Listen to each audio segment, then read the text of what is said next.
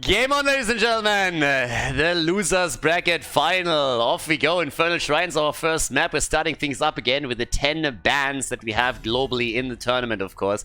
I went through the entire thing so many times. I'm sure at this point you're already bored.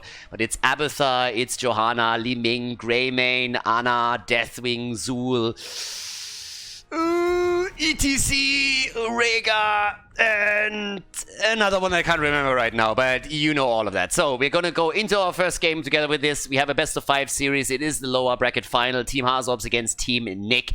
And I got reinforcements again. As earlier, Quacknix already jumped in because my man in the US was still sleeping and had his little beauty sleep over here. We got Trickster with us now for this one. How you doing, my friend? I slept so well. Thank you so much. I'm happy to be here once again for the grand finals. I will say, however, I am very upset that Deathwing is banned out. I love playing that dragon. I love yelling "rawr" whenever I use the flame strike thingy that comes from his mouth. I love it.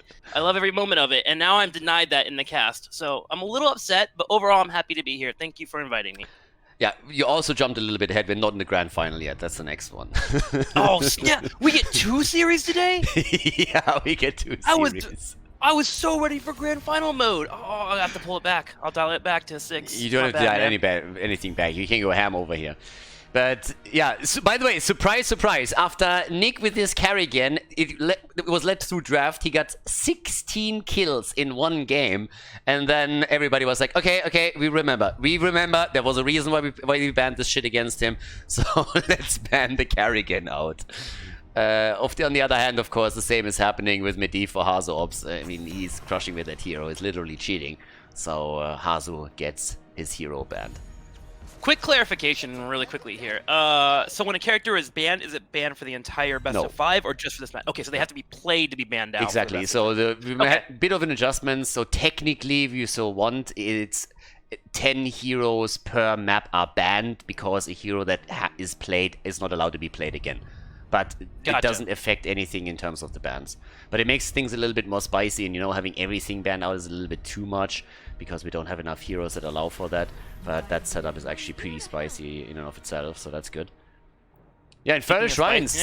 Sonya gets the spin to win the entire time here. Dude, Sonya actually, I feel like is a little overtuned right now, and you put her on a map like Infernal Shrine, she's actually quite devastating. You need the stuns for her, or she's absolutely busted. That's actually something that triggered earlier teams to not pick Leo on this map, and I would not be shocked to see that again here. Yeah, you see, Uralis getting picked because they need something to interrupt Sonya on the spin to win, or they're gonna run into too much trouble here. But that's definitely... Yeah, Sonya is super, super strong right now, especially on this map. Early pick for her exactly for that reason. But it will be spicy towards later matches in terms of tanks. There's a lot of games that we had where you run out of tanks. Imperius has been played super early already as a main tank, and the same is also true for Blaze occasionally, because the main tank setup isn't really all that great. There's just simply a few of them that nobody wants to play. I mean, once Garrosh, ETC, Diablo, and all the other big tanks are gone, you have amazing backup tanks. You have Murky, just get safety bubble at level 7, and then you also have the wonderful D.Va, who has an unstoppable button at level 10 called Bunny Hop, and she's fucking bonkers. But sorry, I don't mean to cuss. I know I have a sponsor. She's freaking bonkers, dude. You're allowed to cuss as much as you want. She's fucking bonkers, dude. D.Va with Bunny Hop just runs over people, and then you have the late game power spike at level 24, where you get the stat advantage, where you can finally just whittle someone down with some auto attacks. It's ridiculous, dog. I mean, I'm not quite sure how to tell you that, but even when we had 56 heroes banned out, nobody cared about D.Va or Dennis. That's because they haven't seen it. They don't know yet, dude. They don't know. Are you making the argument that we've seen back then in the days? Like, the pros just don't understand how to play my favorite hero, or they would play it every game. Okay. Think about it. Think about all these heroes that I've always called out. Chromie, she became OP.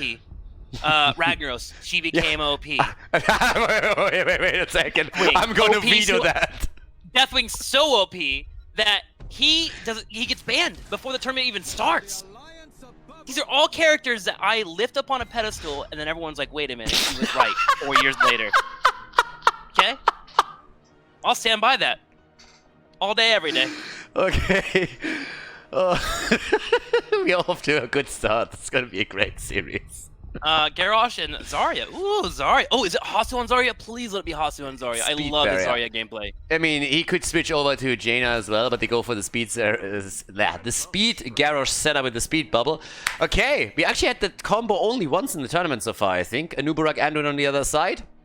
Urel and Nubarak, made a huge splash back then at the Eastern Clash, actually, in Korea, so that's pretty cool. And as we're heading into our first game, ladies, there's the Malfurion pick, last but not least. Infernal Shrines, Team Nick against Team Hasu. Game on, everyone! First game starts up. Team HasuObs on the left side, with Hasu himself on Zarya, Banana H on Malfurion, Blade on Sonya, Wit on Garrosh, and Skug on Jaina. To the right side of the map, Team Nick with Kelvin playing Reyna in this game. Nick himself on Urel, Dainu on Junkrat, Yasuo and Anduin and Masquerade on Nubarak. As Tim talks about people getting put into corners. Yeah, you never did that when you were in trouble? Like your mom would be like, wow, I can't believe you just said that. Go stand in the corner and think about life. You never had those moments? No, I don't think we did. I'm currently thinking if we had it in school. I'm not sure if like in the early years, in the like first 2 or 3 years when I was in school, if some of our teachers did that. I feel like kind of, or in kindergarten, I feel like I remember something like this happening once or twice, but I don't really think so. Like, I don't know, it's not really hasn't at least left a memory or anything. Oh, definitely left a memory for me. Speaking of memories, middle lane getting cleared out completely here, and Garrosh doesn't find a single combo. The wave clear begins for our blue team. And just to make sure, blue team is HasuObs and red team is Nick, right? I don't have the overlay for my screen here. Yeah. Okay. I give you a hint. The team where HasuObs plays is Team HasuObs. The team where Nick plays is Team Nick. That's very helpful, actually. There you go. Thank you for the mental gymnastics. We made it through. Hang on, look at Wit here, though. Wit's in a really good spot to maybe find a pick. He gets his toss into a groundbreaker. There's the root. Jaina damage. And a Nubarak tries to escape. Can he get the heals? Yes, he does. And Masquerade will escape. And now, of course, also with the important question, what does Care Bear Tim do to get put in a corner? I have a devious nature to myself. Excuse me, what do you have? Yeah, I know, You right? have a devious nature? Hello? Sometimes. Wait, Wit just got completely destroyed there. Yeah, let's focus on the important stuff for just a second. You have a devious nature? When exactly did that happen? Yeah, sometimes I get a little rebellious. When people tell me I can't do things, I'm like, yes, I can. I could do that. I gotta figure it out if I can do it and if whether or not I should do it. And that's kind of like how I base a lot of my picks in video games, believe it or not. Tim, I have videos where you have a European player say a cuss word on stream by accident and you get incredibly uncomfortable just sitting there, and you call that a rebellious streak? Well, that's because, like, we're on a professional scene. There's a difference between a professional and being, like, your own self, you know what I'm saying? Like, when you're on a professional broadcast, yeah, you gotta rein it in a little bit. Like, I wouldn't consider this a professional broadcast, so I would drop a cuss word. Okay. You know? Do it. You know, you gotta separate it. Do it. Cuss right now? Yeah. Shitlord. There you go. Nailed it. Threw it out there. I'm offended now, by the way. Go see on the corner, Khaldor. Alright, guys. Let's focus a little bit on the game at hand here. Oh, but beautiful. I missed this. So yeah, we got our match opening up slowly, and I want to give a quick reminder to everybody that this game has actually taken place already. We had it in the winner bracket, and that was the opening round. The two teams faced off against each other, and HasuObs actually won that. And it was an insanely clutch series with a 3-2 victory for Team Hasu. So this is the rematch that we're looking at right now, and this should be pretty fantastic. If it's anything like the previous series that we've seen, then it's going to be just a delight. Having another 4 or 5 mapper would be the dream here.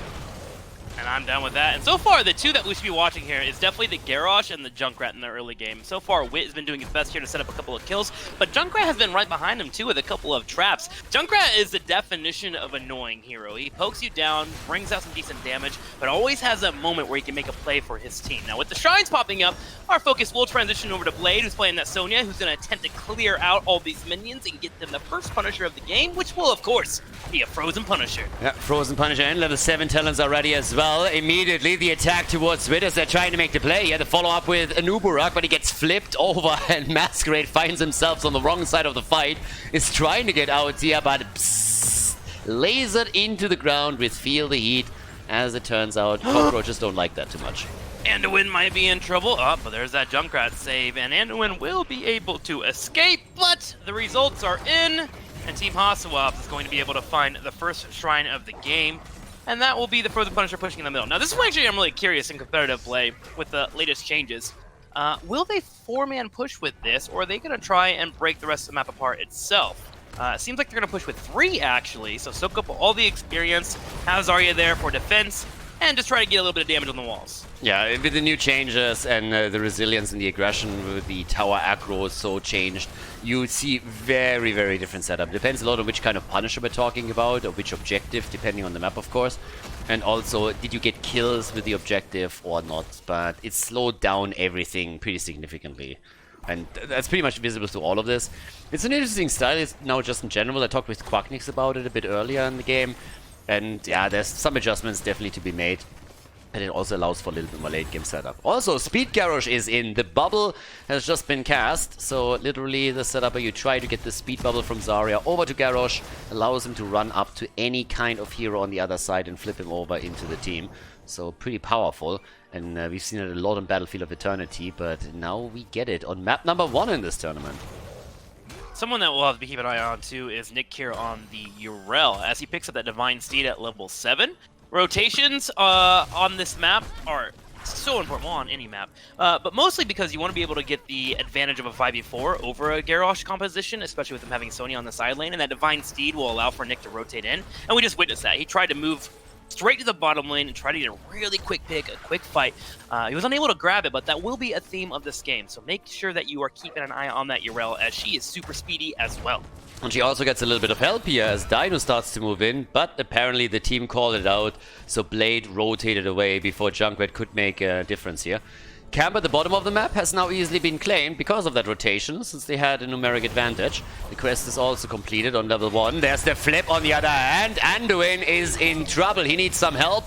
And I don't mean professional help, which he definitely needs too, but there was nobody there to help him out in that situation either. So that's another kill as the Crybaby goes down. Are you still pushing this narrative that Anduin is a crybaby? I mean, he is definitely clinically depressed if you look at that kid.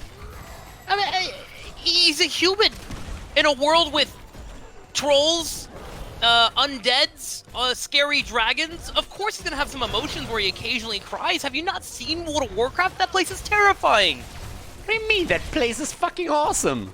It's I mean, I cool, haven't played it, but the world is cool. Have you seen the Horde? They're a bunch of meanies. They grunt all the time. They have muscles bigger than your head. I would be scared occasionally too. I mean, since I would be part of the Horde if I would be in that world, I don't care. I would be pro-human. I'm just saying his crying is justified. I just want to throw that out there. Like, lore-wise, he's fine to cry. It's okay, man. It's 2020. You can cry if you want to. Nah. We're gonna have to agree to disagree on this one. Okay? Do you know why we don't see Varian these days anymore? Do you know the real reason? He's dead, right? No, he's so ashamed of his son that he's hiding in the cave because he doesn't... Shut up. Well, he should have been protected on that night. That's all I'm saying. All right, he had a talent for you. He should have used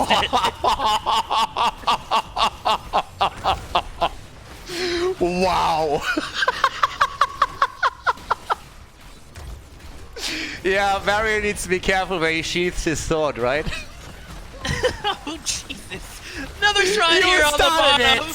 I did. Sonia's in the bottom lane. She is spinning 20-4 right now in terms of minions. Can Urel find the flank? Nick jumps in, looks for attack, but Blade does not care. There is no CC. He spins and spins and spins. 29-8 in terms of minions. Garrosh stepping up, and Team HasuObs looks like they're going to be taking this one over. Yeah, so his boys, with a nice distraction from Procaster Trixler, take over the shrine, take the Punisher, and it's time. Caster, thank you very much. And they're pushing through the bottom of the map right away. Alright, second Punisher, and off we go. This time the fort is definitely gonna fall. Wit is coming in on the other hand too. The Punisher following it up. That's communication right there, and he gets the kill. John Cena, ladies and gentlemen, with the big boy plays. And here's the best part too. Banana was in the back line. He took tower aggro, ate the aggro the entire time, so Garrosh could be aggressive. He went down to negative 40 armor. for his team. Banana is such a great support player. There's another jump as well. The wall is opening up, and Team HasuObs is crushing. But Nick, he wants to change this. He comes in for a flank, he goes for a knockback, and he's hoping his team can follow up. Yeah, top lane, that's where Sonya is. There's only 4 at the bottom right now. An attempt to go for, well, for Jaina, which didn't work out. Wit came in, makes the play, helps them out. Water Elemental is still chasing Nick down a little bit. We have 3 kills against 1. There's still damage on the key because of the Punisher, so they got a bit of extra damage in as Sonya pushes the top and starts to demolish the wall here. Level lead, 3 kills against 1. Honestly, they're looking fantastic on this first map. The setup that we see for Team Hasu is incredibly powerful right now. The Sonya setup does wonders. The triple front line here is awesome, and having that speed bubble available, it's just fantastic. It really is. On the other side, though, for Team Nick, they do have a lot of tools here to open up their own team fight. It's going to be a little bit scary, especially with Zarya leveling up and getting cleanse and her extra shields. But being able to get a number advantage is something that this team composition does for Team Nick. Of course, you have the web, which you can go move in for an aggressive play. You can be super aggressive on Nubrak as well because of Anduin being able to bring you back. So we should be able to see them possibly pull off a team fight. It's just a matter of playing through the layers that is available for Team HasuObs, that Indomitable and the shields. Gotta play around those, find the small angle, and then just punish hard. Yeah, the problem is really that you just don't find that angle right now, because they've been trying, but it's not really so much about the kills, it's the objective dominance that we see from Hasu with the team setup that they're running here. It's just really tricky to come in and take them down or go for that kill. Now, Nick is probably the most annoying one on the red team for now, simply because Urel can make so many annoying plays in the back line, but I'm a bit afraid that they're gonna fall into this, hey, we're always a talent behind trap. Because that 16 talent, I don't really think that the red team can reach it before or when the next shrine arrives on the map. I think that's going to be a huge problem for them. If they lose another Punisher, that's going to be the end of the top fort. And they already start to attack it, so they might even be able to get more out of it if Hasu's boys can lock that down. Yeah, that's the hardest part, is the options being available for the blue team. I mean, Team HasuObs right now, look at where Sonya's at in the bottom lane. She is pushing on a keep that is already exposed at half HP. At some point, Team Nick has to respond to that or force a fight. And they tried to force a fight. Didn't work out for them. And now you see Nick automatically rotating all the way down. Maybe he brings an extra teammate as well and then get rid of the Sonya. But for the most part, all they want to do is dissuade her away and keep that keep alive. And there it is. 16 to 15 and a quarter for Team HasuObs. And they are just waiting for that next Punisher to pop up. They're clearing all the wells there, making it harder for Team Nick to sustain. This game is looking really rough for Team Nick. I'm not going to lie. Yeah, Hasu they're making great decisions here. And communication is also on point. The entire time you see Sonya go extremely deep on lane, and every single time a rotation starts, the communication is there immediately. Someone says like, hey, they might be coming, rotate back. We've seen it earlier at the top when Junkrat tried to make move towards the top and set up a gank together with Urel. In this case, we've seen it too. So it's really just the team giving the information over to the offlane continuously and allowing therefore for very aggressive posturing on that offlane, which you normally won't see if communication is not really that good. But we have the level 16 talent on both sides, so they actually fight at least an even talent fight now over the next Punisher, so Team Nick can still make the play back into the game here.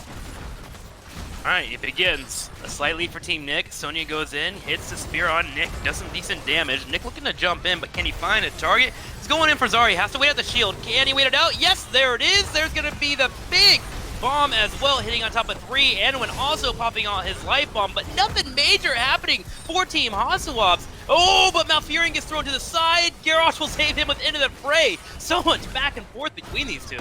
Yeah, it's actually insane. And also so much displacement that we're seeing here. Ranging from Junkrat to Garrosh to also Urel. I mean, it's absolutely bonkers. The save that we just saw a second ago from Anduin was fantastic.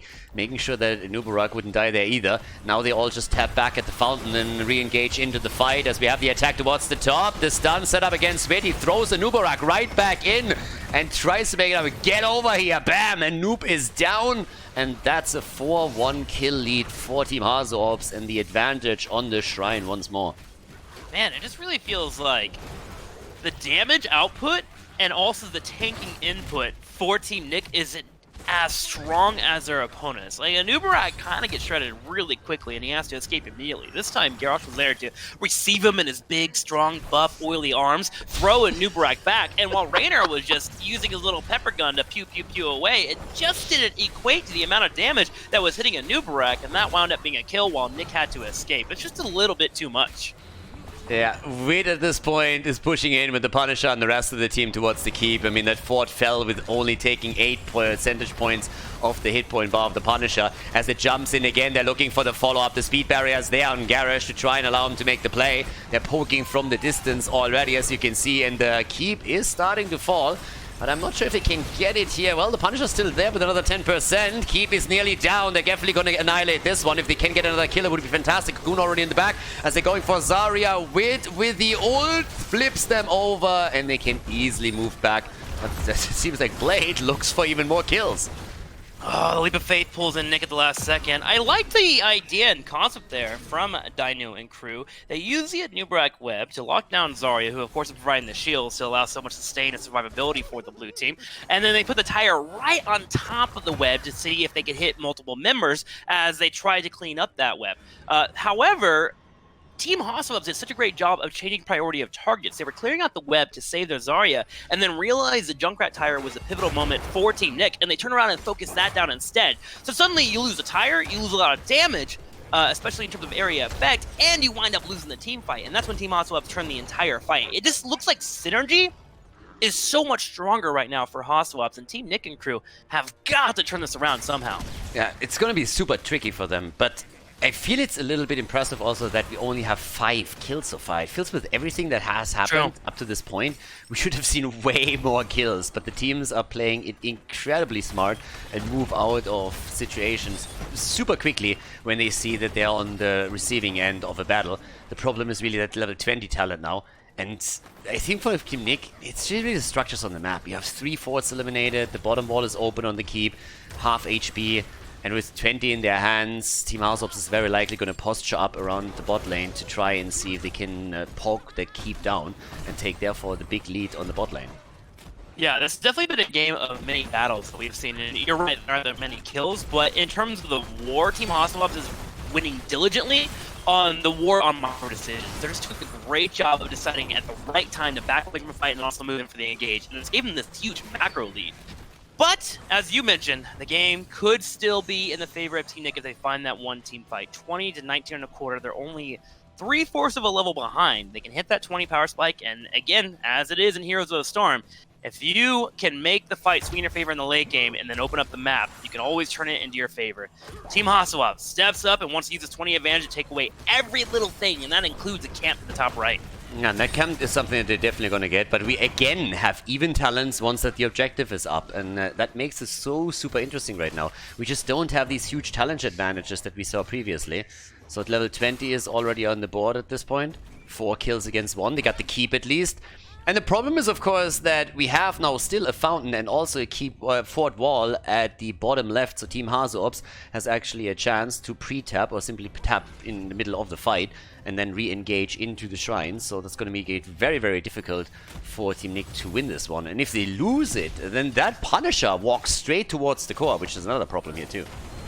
Nick jumps in. Here we go. Punisher time. Unstoppable pops off for Nick as he tries to buy a little space for his team. Team HasuObs will dissuade him off that point while that top lane continues to push in. And here goes Masquerade.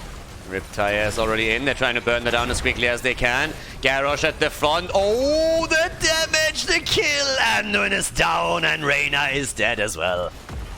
That Twilight Dream. Dino has to back up, and this might be lights out, to be honest with you. Top lane's already pushing in. Punisher's gonna be focused. And Nubrak's starting to clear up the map. They might have one more small fight they can pull out, but it's gotta be perfect.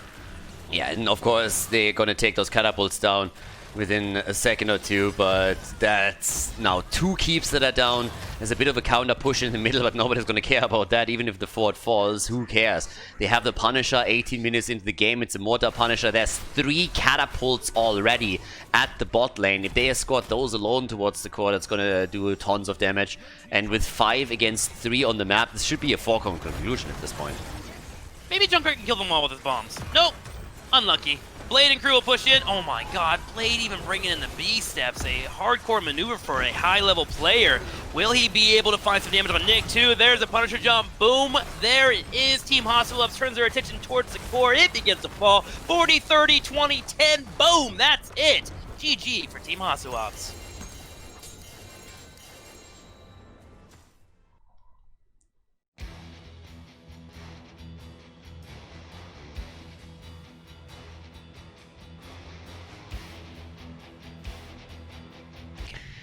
Game number 2. Let's go, ladies. First one was taken by Team HasuObs. Pretty good performance, actually, on Infernal Shrines.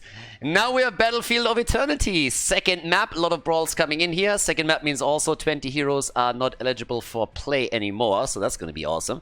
And yeah, let's see who takes it. It's actually a little bit surprising that after the performance that we've seen from Team Nick against Team Macke in the previous round, that they now struggle this hard against Team Hasu. But yeah, the boys on the blue team just looking a little bit too powerful today. You might have to solo cast this one. It didn't take me with you. Oh, there we go. Now it's loading in. That was weird. It was super delayed. Medivh banned out. Makes sense. Yep, against Hasu. And now, let me guess, the Kerrigan ban is coming through. I mean, even the Battlefield of Eternity, I would say, just like ban her out. You're not doing yourself any favors leaving that up. On BOE? I feel like if I have to deal with Kerrigan and then she's banned for the rest of the tournament, this is a map where I let it get through, you know? Yeah, I mean, okay, I get that, but I don't know. If you let her go on any map, I would be saying like this one. I mean, back in the ADRD days, we had Kerrigan a few times over here, but I think that was also when I remember, if I remember correctly, with Medivh as a setup, so that they could chase even harder. But yeah, I don't know. With Nick and what he just pulled off on Towers of Doom, I would just be scared shitless, to be honest.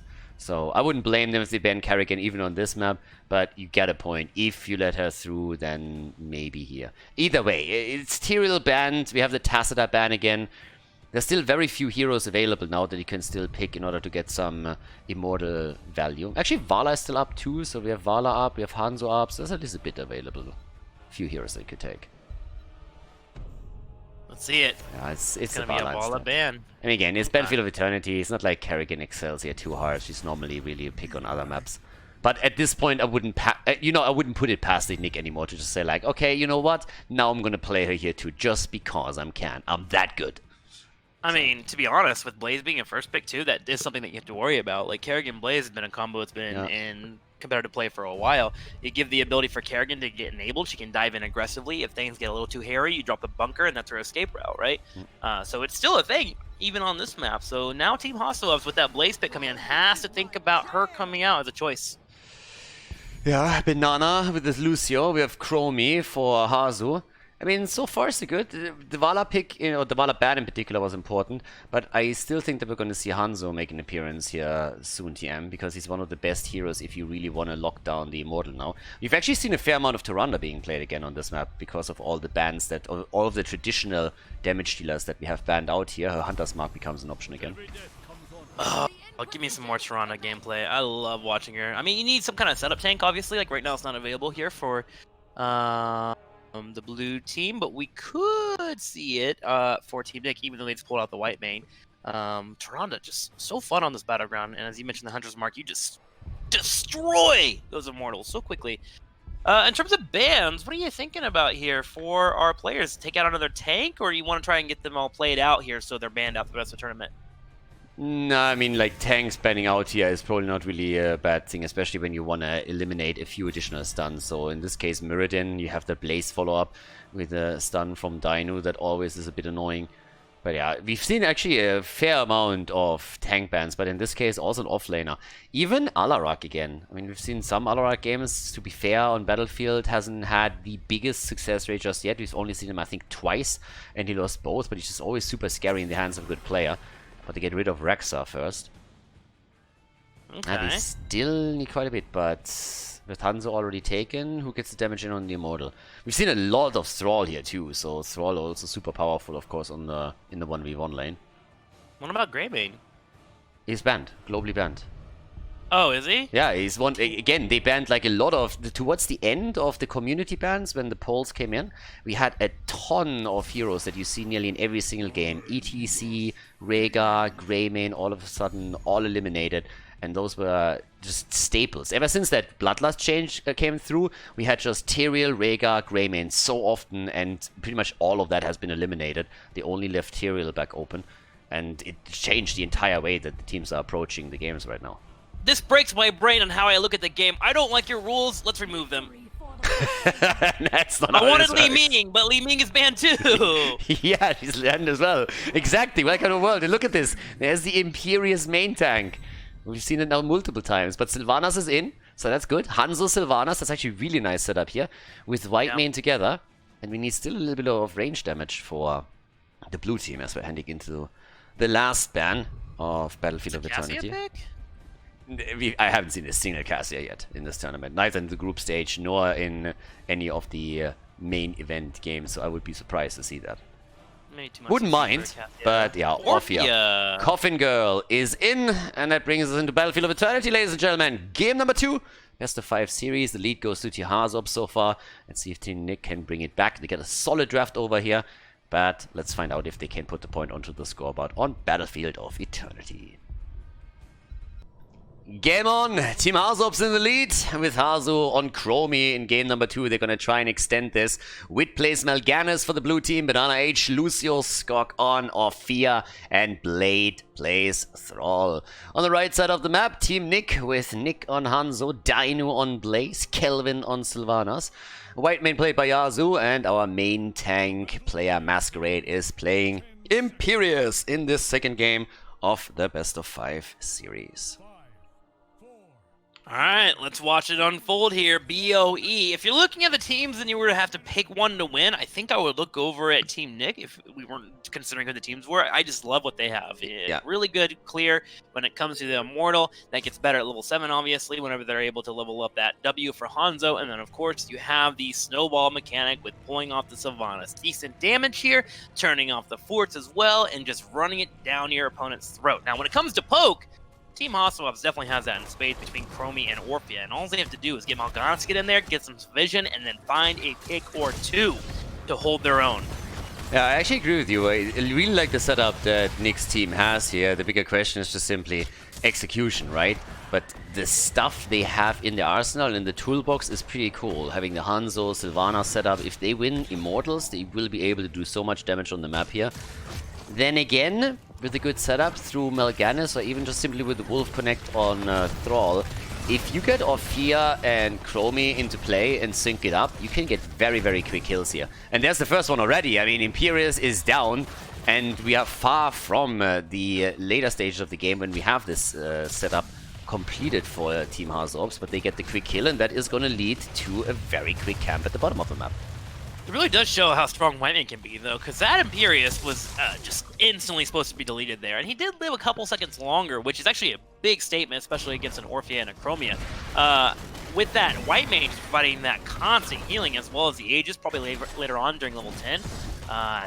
They might not be able to kill them as quickly as they need to, which could give enough room for Team Nick to execute their composition. But for now, Team HasuObs and their synergy and being able to find kills continues here in game number 2, which is a reflection of what we saw in game number 1. It's actually kind of interesting to see that we all of a sudden have both camps taken by Team Hasu. Always assuming they grabbed this one, but with Masquerade not making the play for the point, it's happening. So that's interesting to me, because that happens very, very rarely, and it's not really a good sign for Team Nick. They already fall behind in experience, and that could be a second kill. Dino prevents it. Masquerade turns around. He goes down. They want the counter kill, but they cannot grab it. Imperious, he saw it, he was like, ooh, I got a two-man impale right here. Just go ahead and double penetrate real quick. And he went for it, but didn't quite find the kills afterwards. That would have been wonderful if he was able to turn that around. Imperious is one of those heroes that, like, you either destroy on or you struggle through life on. And that's seeming to be the game here for our Imperious brethren. Hopefully things get better for him later on. Yeah, same time now, the Ancestral Strength into the Chaotic Assault on Orphea. Coffin Girl getting into camp together with the rest of the team is on the right side. The same play is made as the Immortal is, of course, spawning in just 7 seconds. So it's time to show that the red team can at least grab the objective, right? Because if they are falling short here as well, then they are in for a very difficult game. And this is already a bit difficult. Kelvin barely making it out. Can't really allow that kill, but Hanzo, oh my god, he got deleted. They set his little hipster beard on fire and he just disappeared. Yep, welcome to that Orphea Chromie combo. Double mage, man. Sometimes people can frown upon it, but whenever you're on a map like this and you know you're going to be able to battle and you can sync up your attacks, you will delete them. And here's another possible kill as Masquerade. Imperius just not having a good day. Meanwhile, in the top lane, there is a camp push again, which will open up that wall, and Sylvanas also pushed out the bottom lane. But now it is time for the Immortal show, as you see HasuObs and crew starting to poke down the Immortal. Yeah, especially Imperius. I mean, body blocked into Oblivion here into the corner, right? Shadow Waltz, does it save him? Oh my god, 15 HP and he gets out and Sylvanas dies. 5 kills against 0. Holy hell. This is not a good start for the red team at all. They're losing out on the Immortal. They lost 5 heroes already. What is happening here? Kind of feels like they just simply unloaded all the skill into the last series and now all of a sudden they're just extremely tired. Which I wouldn't blame them for after playing an entire 5-mapper.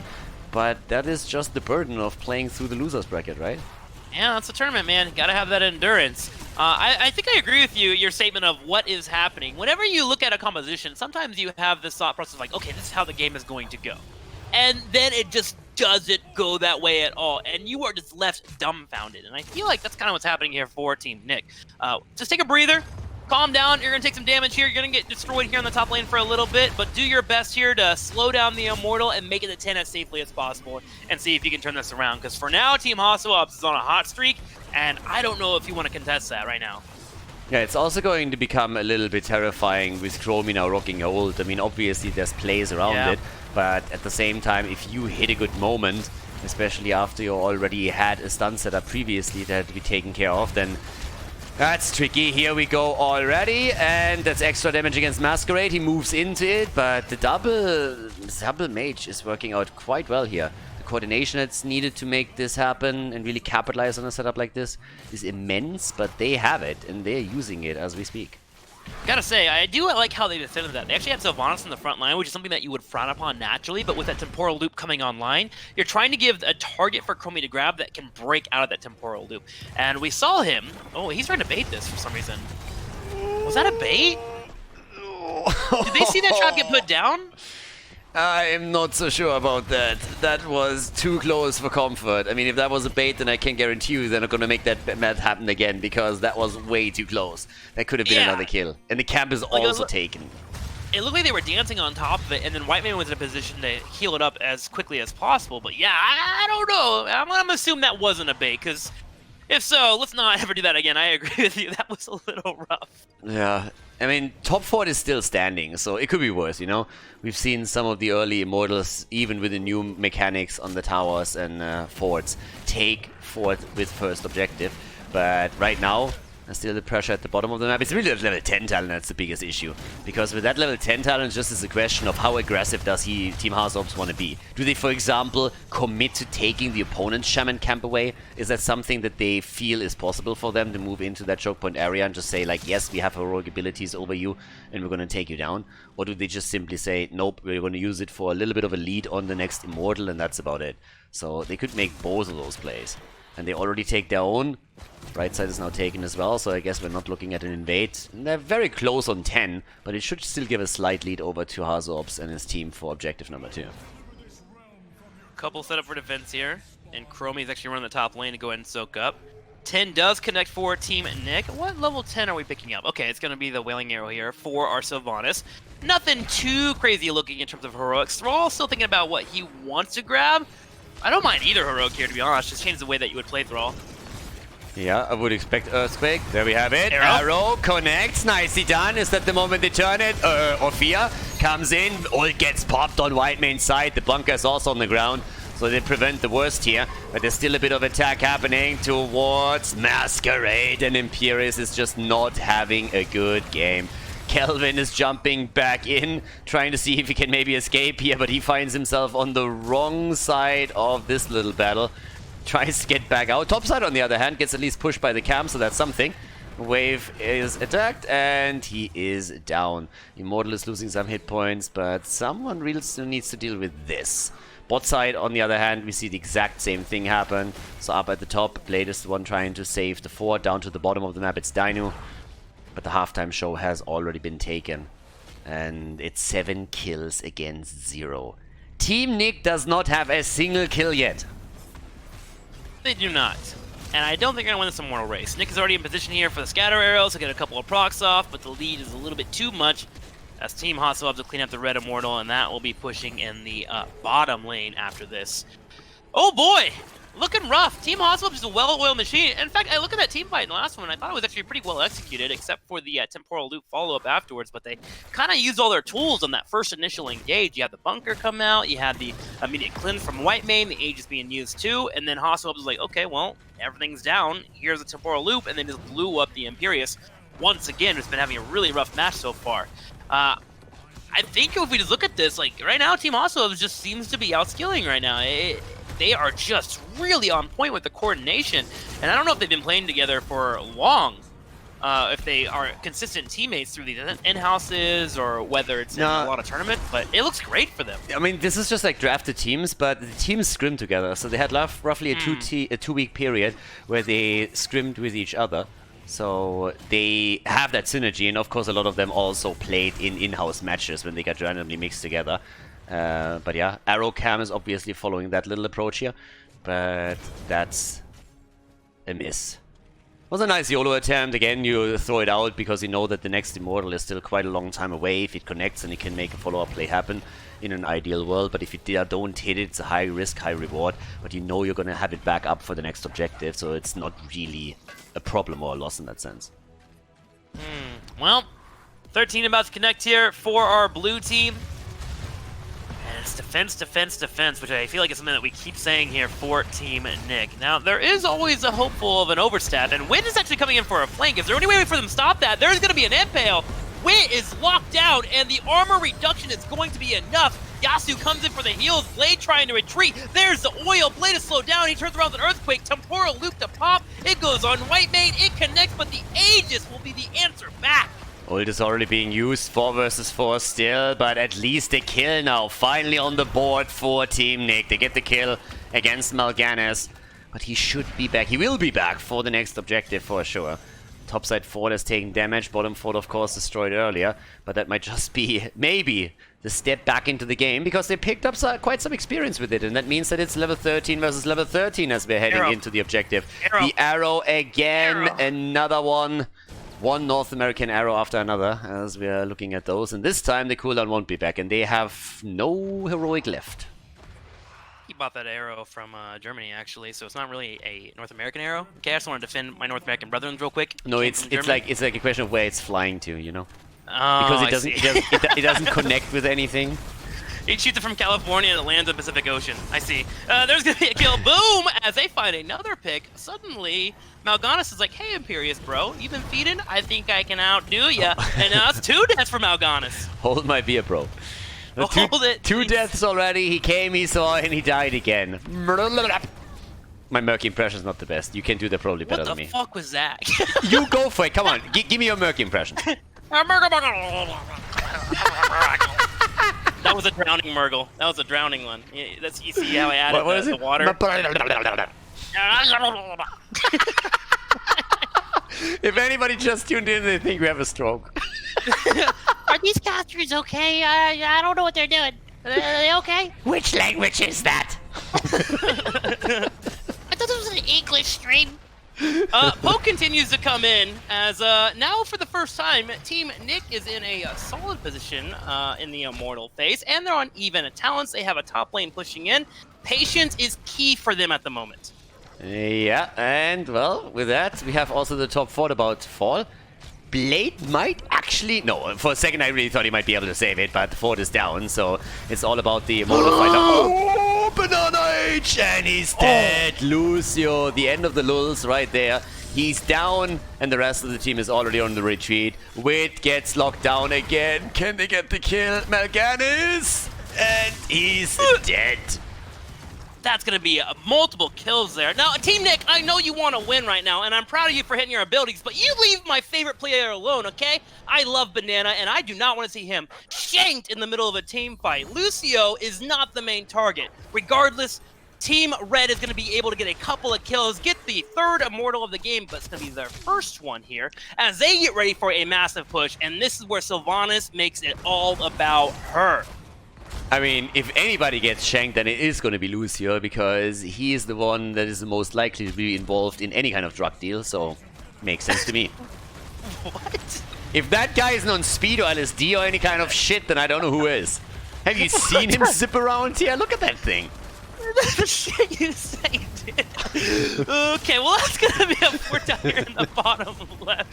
Tell me who else has the face of a criminal here? Who else? Honest? Look at his face in the top left corner. He can't even, like, look over this bar right now. He's just like, life is so hard right now. And he looks evil. And you know what is also hard right now? Malgas's life. It continues to be pick after pick after pick after pick. Okay. That is now 4 kills? To be fair, now that I think about it, I think our best criminal is still Tigers, but he's not in the game, so he doesn't count. True. Anyways, Keep about to go down, and we have another kill. Quest not completed on Thrall either. He gets eliminated again. They try to go for the counter kill against Yasu, but by now Nick has already taken the lead in experience with his team. They take the keep, and this game is all of a sudden completely flipping. I mean, all that they needed was one big Immortal, and they are going straight up for core. Hasu and his boys had 7 kills against 0, and now they're just getting slaughtered.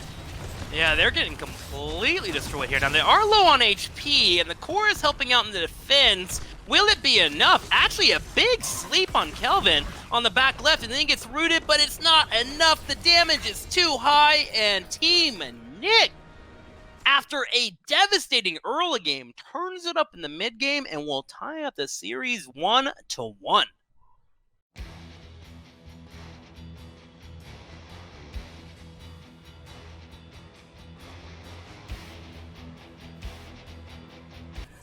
Let's go! Game number 3, everybody. Team HasuObs against Team Nick. We're on Tomb of the Spider Queen, and it's going to be wild.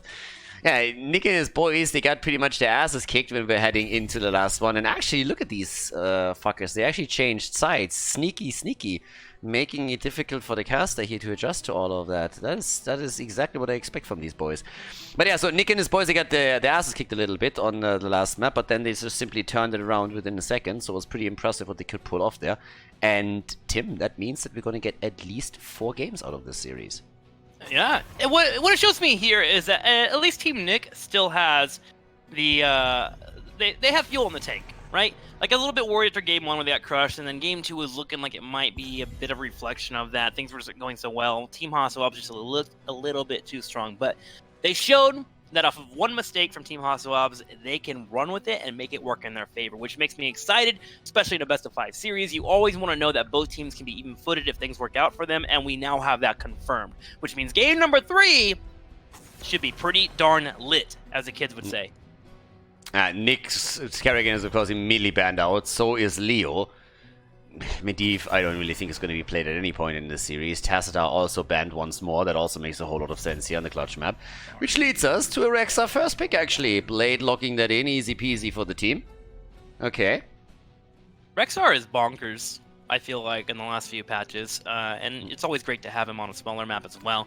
You can look for more aggressive jumps or ganks, with that Misha being able to get an AoE stun. It's always nice to have that too. And also you can put yourself in a position where it's like, do I go for a bit of a risky CC play here with Misha? Worst case scenario, I just let the bear die. Rexar is just so freaking strong. Yeah, they got Kane again on the map now too. And we get Phoenix together with it. And we see actually that fight, that Dino and Phoenix, I think he has played it now 3 or 4 times on Tomb of the Spider Queen. And what they pretty much do with this setup is that they put him onto the off lane, let him play the solo lane, and their actual solo laner joins the rotation so that they have an additional lockdown. They've done this now time and time again, and it actually works really well for them, especially in the earlier stages of the game.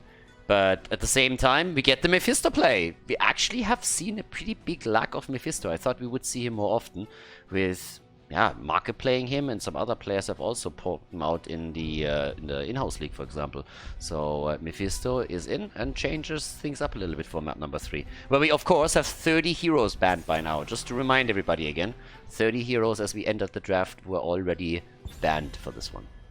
Interesting about Mephisto, because I feel like Mephisto is pretty big in North America. Some would even say him a little bit on the overpowered side. Why is he so sparse here? Is it more of just like a comfort thing, or? It's really just a pick that Maka mostly brought in, and then you had a few other players that started to slowly jump on it too. But that has been the case now for, I want to say, nearly a year or so. So it's not like he has seen any real gain in popularity. He is every now and then being picked, but it's a very rare thing. Usually we have the focus on other mages instead of seeing him being played there. But of course, with the Meta Madness rules and everything, you have now so many already removed slowly but steadily that Mephisto becomes even more popular and rises in the priority list. But there was a pretty suspicious lack actually of him being played in the tournament. I thought we would see him a bit more than we did so far. But yeah, I mean, Skog is now going for Mephisto on Tomb.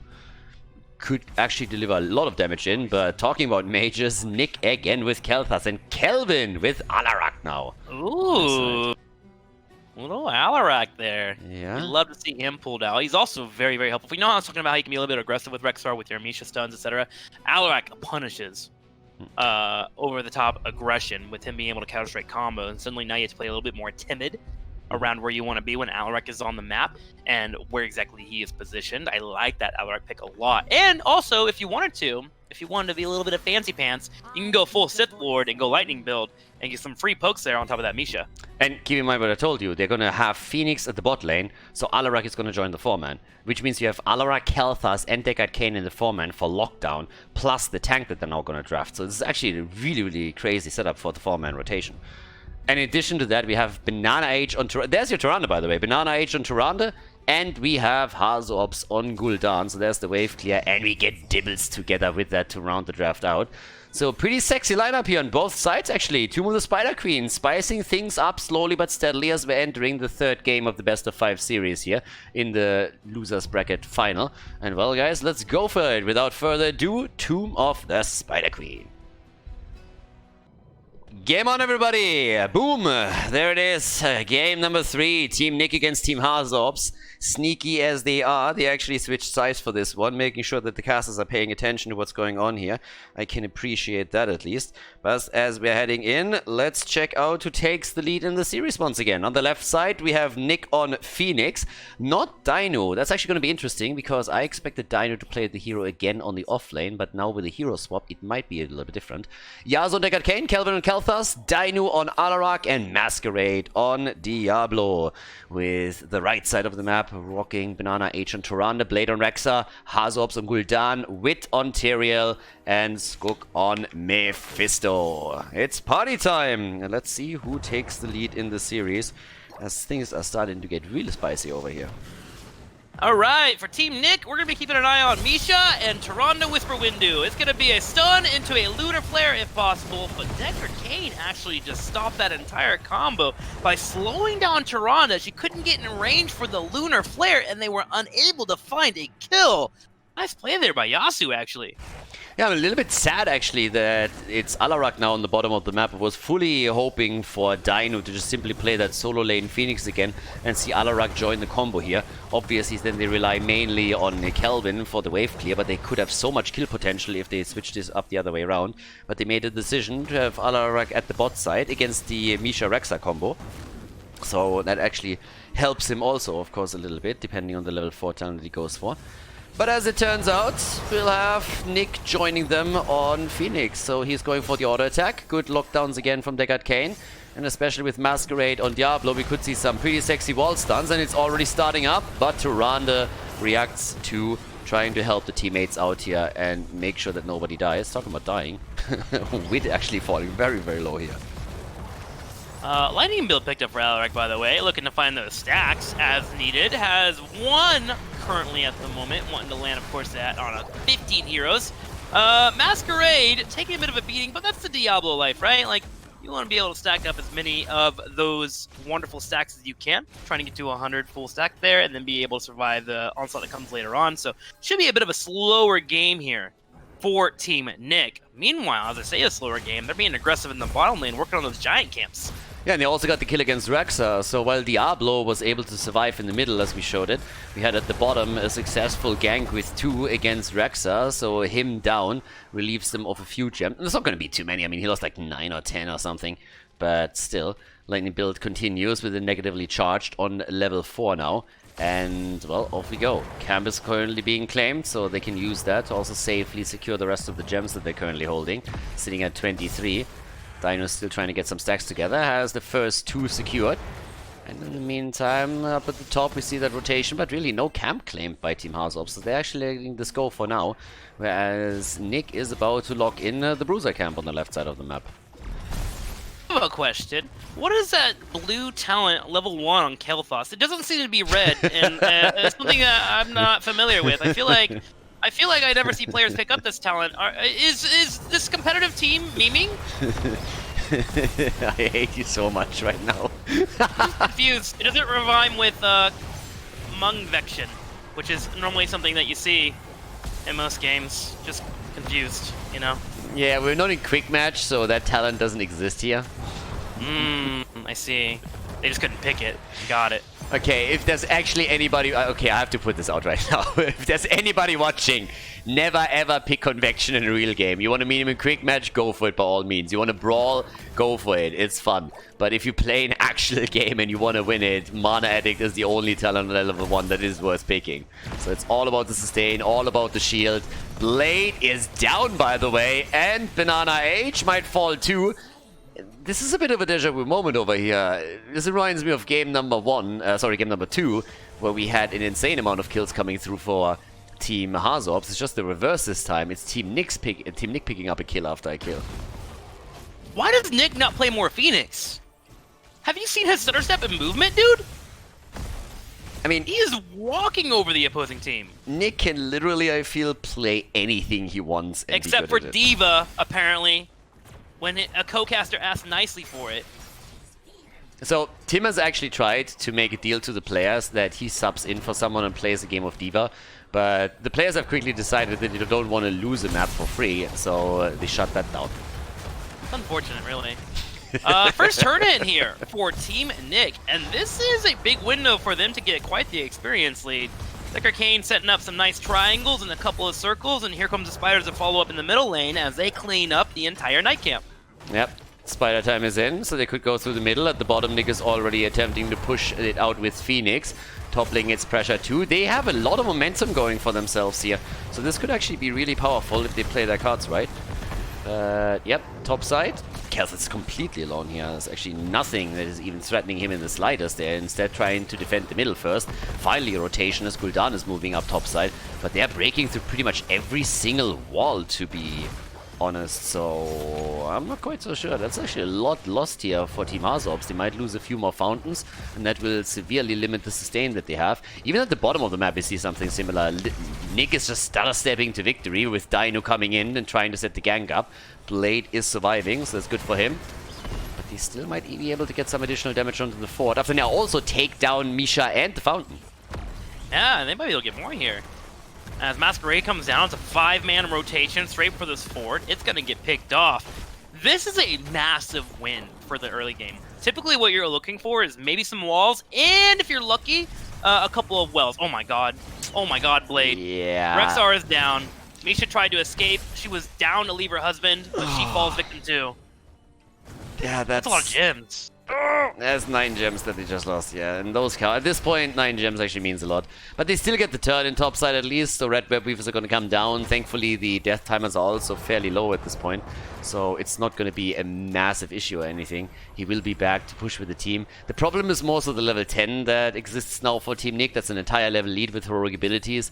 I would be shocked if Team HasuObs gets a whole lot done with that turn-in. I mean, just look at the position that we see from Team Nick. They're going to go for the gank down here. They find HasuObs, and goodbye, Gul'dan. Gul'dan dead, and yeah, a pretty aggressive stance here that they took. Team Nick needs to go fishing after this, because they are catching everybody. They find a Gul'dan as well on the bottom right. They're already working on clearing these web weavers. My golly gee, Team Nick, I think they heard the cast from us earlier saying, oh, maybe Team HasuObs is just a little bit more of a well-oiled machine. Maybe they're a little bit better because they are making a case here, 5-0 over their opponents, and they are stomping. Fantastic pun over here. No, but I've seen this before. Once did he go over the 7 kill? Oh, there's already the APOC. Oh, stay a while and get wrecked. Straight in with the Horrify though to try and counteract it. Yasu is low. The old man, after starting all of this, seems to be dying first, and indeed he does. The quest completed on Alarak. He, by the way, has 20 on his level 4 already, 7.5 minutes in. But no matter how sexy that setup was, the only one that died was the old geezer who just didn't social distance. I don't know. Oh my god, Jesus. You can't say that. I can, and I did. It's not the first time either. It's your channel. You can say whatever you want. Deckard Cain was in a position here where he was like, hey, my teammates are making really plays. nice that I still find things that surprise you. It's good. There are moments where you're just like, oof, he said that, and my belly button gets sucked in for a second. You know, I just don't know how to respond. It is what it is. You know, it's a gift that you have, my dude. Deckard Cain was looking for that play where he wanted to set up, and to the credit of his team, they were willing to go in it. There was an APOC Amelia afterwards. They're going to blow them up, but it seemed a little bit too aggressive there. Only able to find one person for the combo on, and if they get the kill, it works out, but Team HasuObs was ready to respawn. They realized 3 heroics were used, they answered back, found their own pick, and now they are suddenly on the scoreboard. Yeah, with that, we have 1 kill against 5. Still the lead, of course, for the blue team. Team Nick also pushing with the... I mean, the cam is pushing through the bottom of the map. Sorry, not the cam, catapult. But Gul'dan is going to take care of it. It's more so of a turning question right now again. And that seems to be where we will have Team Nick make the play. Actually, as I say that, they instead move topside and try to steal the boss away because they have full vision of the opponent's team at the bottom of the map thanks to the minion wave that pushed in. So that's a freebie. Turan is checking that out real quickly, but that rotation, even if it is targeted towards topside, is going to be way too late. So that's that. And it is. Boss, we hit in the top lane. Can there be a turn-in for Team HasuObs? Not even close. They were too busy dealing with the middle lane. Oof, and Diablo was there too to look threatening. Good job, Masquerade. Beating his chest there. And with the blue web we return in, this is going to be quite deadly. Team HasuObs is going to have to pull out all the stops here for defense. Even with the new mechanics on the towers and the aggros, that is going to be tough. The fort falls, of course, for sure. In the middle of the map, you should be able to get a second fort too. The question still remains, how much can they get at the top of the map, right? How much can they get towards the keep? They have a level 13 talent advantage over their opponents, so that's another thing that they have going in their favor. Blade with 29 gets locked down. He can't die. He even commits to the ult just to slow them down a little bit, so they are not able to take him here. So that makes sense too. Bot lane gets attacked. Actually, there was defense in the middle, so the fort is still here. But with the boss and the web weaver pushing through the top, I think this thing is toast. There's the APOC. That's the ult of Phoenix. They're keeping Yasu alive, and it's instead Tyrael that dies. He's taken apart. Can't get close enough to the old man. And with Misha now also dying, that's going to be kept him. Is that going to be game over, though? They're still pushing here, and Dino's fishing for another pick. He's going to go for the combo on Mephisto there. Now, of course, he will teleport back, but that's going to be a Rexar getting knocked up. That's going to be a combo from Diablo, some auto attacks from Nick, and there is going to be the pick. Tyrael will be up in a second. The boss is still got some health there. They can't end, right? No, they can't. Now that Khaldor is dead, this thing has been shut to hell. 130 sadism for Alarak, by the way. 25 stacks for him. And in terms of damage, he's sitting at 31,000, so he's nearly top damage for the team. The only one that is still a little bit ahead of him is Phoenix, played by Nick. And the top keep has also taken damage. I mean, for an 11-minute game, this is an insane advantage that they're running right now. They haven't even lost the fort yet. They haven't even lost the fountain. Most of the walls are still intact. And they're going to be hitting 16 soon, too. I'm looking at this, and I'm like, okay, the only thing that's good here is that it feels like the map mechanic on this map has a hard time ending. Like, you lose all your forts and keeps, but it doesn't do much to the core, and you usually can defend it. And they do have a Gul'dan, which means they have really good wave clear, and Mephisto to help out as well. So they might be on the back foot for a bit, but Team HasuObs can just take a breather here and just be like, okay, they don't have a turn in for a little bit. Let's find 16 ourselves. Let's try not to get caught off, and we can answer back. But with all that being said, for sure, Team Nick is in a massive lead. Yeah. The turn-in would change things a little bit, but you don't have level 16, so you can't even push with it. You would just stall for time slightly. With 39 gems for Team Nick, they might even be able to pick enough gems up so that they can turn in as well before the 16 hits for the red team. So that would be another big hit. They're already trying to make a play over here. And with, yeah, run, baby, run. Needs to be quick on his feet to escape all of that. But this is an approach for the next keep. So they are really trying to capitalize on the advantages that they're running with. And they have the Siege Giants following it up on it. This is a really, really tricky situation now for Team HasuObs to deal with. And I honestly don't really know how they can, outside of finding kill somewhere. Nick loses his shield, has to push out. Keep is still there, but it's incredibly low. And if they get the kill here, oh, there's a setup, the wall's done! But he gets out, holy hell, but that was, whew, that got scary. Tyrell's so elusive, man. Just barely gets out. That was any other character, I think, dies there. But Tyrael was able to just get enough shields out. Toronto was there with the heals and the spell armor, and he was able to escape. 16 now, 17 now for Team Nick, and they're still keeping up the pressure. 16 about to hit for Team HasuObs. And from here, Team Nick needs to make a decision. Okay, do we want to soak up and try and get a turn in, or do we want to make our way to level 20? And so far, it looks like they're trying to drop a turn in so they can maybe get one more fight.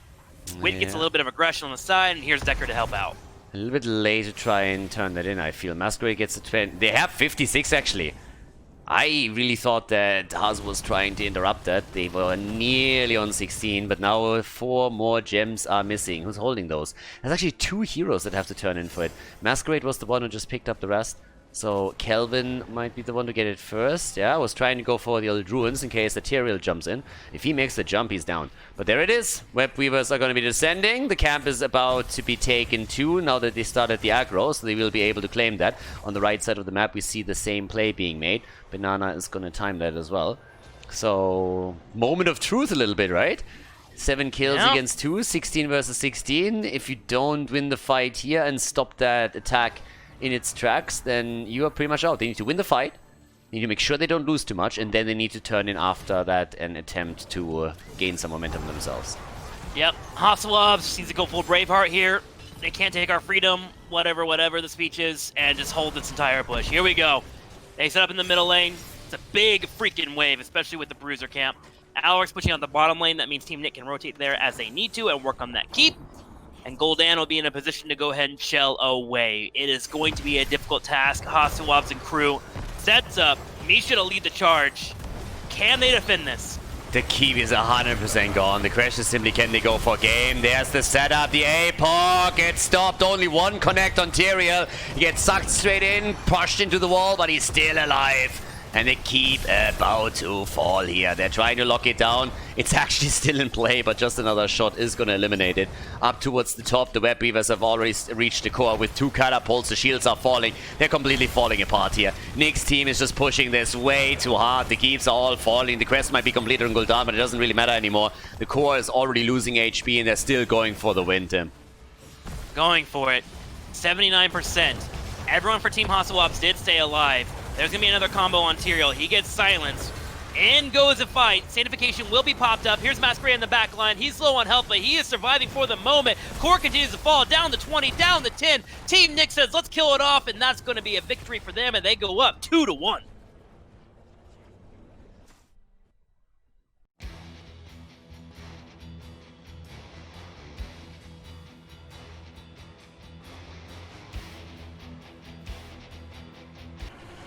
Game number 4. Well, it's gonna get wild now. It was already a bit wild on the last one, but not only do we have a Brexit as our map, but we also have the 4th map with 40 bans as we are starting the map up. So this is the territory where things are going to become a little bit spicy, and we all ask ourselves, will Team Nick take down Team HasuObs and get revenge for being beaten as they met earlier in the winner bracket, or will HasuObs and his boys step it up again, take not only the 4th map, but also then win the 5th to advance to the grand final to have a rematch against Team Lauber. Questions over questions? Let's go. Zeratul Medivh band as we are heading into the draft for Braxis holdout. Team Nick right now is so hot right now. They are on point. Their last game just really showed that they are ready to push in their opponents and take them down. I will say it feels like Team HasuObs had a couple of slight mistakes on a couple of characters that they could definitely clean up. So I think going into this game, Team HasuObs just be like, hey guys, let's chill out a little bit. Maybe we're getting a little bit too aggressive or too thirsty for these kills. And Team Nick is obviously a wonderful team and know how to punish those. So let's just play a little bit more safe. Our macro was on point for 2 of our matches. We just bring that back and shut them down. So let's move into Brax's holdout and see what they can pull off. What I want is some Ragnaros Khaldor. I would say Deathwing, but he's banned for the entire tournament because for some reason we don't like fun stuff. So hopefully we can get Ragnaros. And we get a first pick into Genji. Now that's already wild. What is this? 2017? I'm back in HGC days apparently. The interesting part to me is that Tassadar is consistently banned out. I was okay with him being banned on Infernal Shrines and a few of the other maps, but I didn't expect him to be a consistent ban on all the maps here. So there's apparently a lot of respect for the Tassadar plays that we've seen earlier from Team HasuObs. Anyways, Genji gets taken and Shitwing is in as well. So they take Trashwing and Vala. Everybody loves Brightwing, dude. No, definitely Great not. against divers, wonderful heals, smiles for days, loves to murder. What's there to not like about this incredible character? She's so freaking good. She gets first pick, Khaldor. Wowzer. Yeah, I mean, she gets first picked after you ban out 45 heroes. Exactly. True. That's when she all of a sudden becomes good. Okay, Muradin and Uther. They go for the beard team. Does Genji have a beard? Underneath that mask, he has a beard. Yeah, he doesn't have a beard. It's the beard team. 100%. 100%, yeah. I think he had a goatee, actually, when he was, like, alive. So by now it's probably grown into a beard. Okay, so Leo gets banned out. Poor Leo. It's like game 4 and he hasn't been played yet. This isn't okay. My Why boy. is Leo getting beat up so much? What happened to your boy? Say hello to your sister for me. I mean, after the voice line that I heard from him recently, I kind of think that he got too close to the wrong sister, so maybe that's why they hate on him. But, Wait, what voice line? I mean, I just played it. He literally has a voice line, say hello to your sister for me. So, I don't know, but... What? Yeah, he does. I'm not making this up. I'm not making it up. I just played it on stream. He literally has a voice line, say hello to your sister for me. So I'm not quite sure what's happening there, but it sounded interesting. Is that like a data mine thing, or is it like a lore thing? I actually know nothing about Diablo except that he has like I'm a pretty throne. sure it's like a lore thing. I don't know who he says it to, but it's kind of funny. But I looked at the voice lines and found that one. I thought it was just like hilarious. Like, I went for it. Varian gets banned, by the way. That also feels a little bit bad, but okay, it's Praxis. So we have Dehaka coming in. We got Maiev and our beard team. We need a couple of bearded heroes. Who has a beard and can do some damage? Who else do we have on the beard boys? Ragnaros. Ragnaros doesn't have a beard. That would burn off too quickly. Yes, he has. It's like a floaty beard. Your mom has a beard. What are you talking about? No, it doesn't. True, but she has a hormone disorder. What the fuck? Why you gotta bring that up live on broadcast? Jesus. Arthas, he has a beard. Lunara, she has a beard too. Okay. Yeah, it's just on our hair. Huh? It's just on our head. It's a backwards beard. Hey, was that a hair joke? Are you trying to make fun Kinda. of me? Is that Yeah, happening you here? wouldn't understand. Okay. You wouldn't get it. We're done. last pick for Team Nick. Alright, let's see what we get. We are already getting a little bit spicy here. I like this. Arthas, Muradin, Uther, Genji, Lunara. It's pretty awesome. And we get Stitches! So much playtime. Okay, Brax's Was holdout. that Kane voice with Stitch's voice line? Yeah, like, I don't know. It's just I kind of liked it. Let's go into Praxis holdout, ladies and gentlemen. Game number 4. Team Nick against Team HasuObs as a loser bracket final. Game number 4. Let's go. Stitches want some playtime. That was a little bit better than the last one.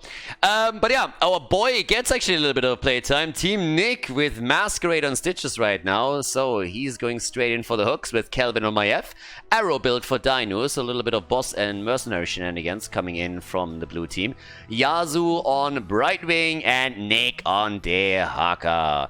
And on the right side of the map, we got the boys, the Hasu boys, with Hasu on Lunara, Banana H on Uther, Wit on Muradin, Blade on Arthas, and Skook on Genji. Alright, I'm ready for this one. Good old Genji on Braxis for the quick rotations. That's why I like the Dahaka pick. Genji is so annoying for a top laner. Always. Oh, hang on. Speaking to the bottom left corner, there might be a pick here for Genji as Maev's gonna move in, thinking about getting a pick, but Wit and Banana is there to help out. Seems like they're aware of the Genji special. Going back to the special is Genji is very good at picking on top laners. He's able to rotate in off of that agile dismount and just put free damage on them as they have to escape away. Dahaka is one of these heroes that are very good at sustaining and also can global down to the bottom lane. So he's always a natural pick against a Genji because he's able to really fend for himself compared to a lot of top laners. Stitches with a patchwork creation, and that actually concludes the tournament where every single talent was picked at least once for Stitches. Talking about picking things, Vala gets picked off, Murin comes in and takes her down, she's dead. And with that, we have the opening into the game here, and Team HasuObs getting the first kill. Aiming for Or the Vala. Say hello to your sister for me. Why? Do you have a thing with her sister? No, because What she did you do with died. her And sister? that's the lore. It's a But, lore like, joke. what did you do to Vala's sister? I didn't even know that Vala has a sister. Like, Tim, Her what's going sister on there? died apparently in Dude, Diablo. like, pick one of or it them. didn't happen. Okay. All right. My joke was funny. Okay. All right. How has Vala a sister, by the way? She's a random demon hunter. Is she? I thought so, no? I don't feel like you're the expert when it comes to lore. Why is there so much fighting don't here in the know mid lore. lane?